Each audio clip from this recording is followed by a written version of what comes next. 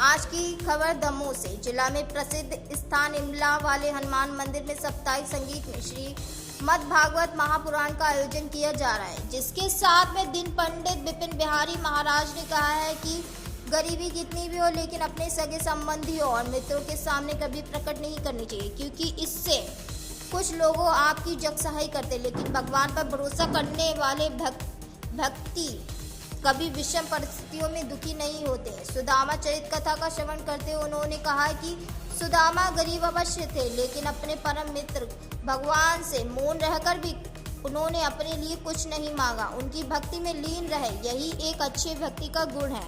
जिन्होंने भगवान की छवि का गुणगान किया, अपनी भक्ति का कभी भी प्रदर्शन नहीं किया। सुदामा के जीवन में एक समय ऐसा भी आया कि एक दिन उनके घर में अन्न का भी दाना नहीं था। भिक्षा में जो मिला वहाँ रास्ते में चोट लगने पर गिर गया, केवल पोटली में एक दाना शेष रह गया, जिसका परमात्मा को भोग लगाने के रूप से श्रद्धा भाव से अर्पित किया। जिस दृश्य को देखकर भगवान श्री कृष्ण की आंखों में आंसू भरकर आ गए। रुक्मणी ने उन्होंने कहा कि 56 भोग से अधिक स्वादिष्ट भाव रूपी से इस दाने का स्वाद है।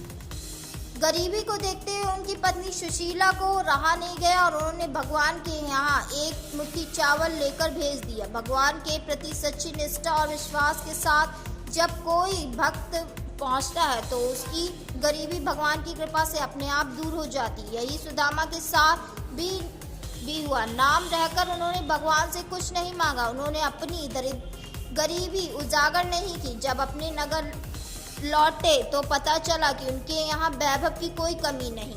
दमोह से जान मोहम्मद खान की रिपोर्ट।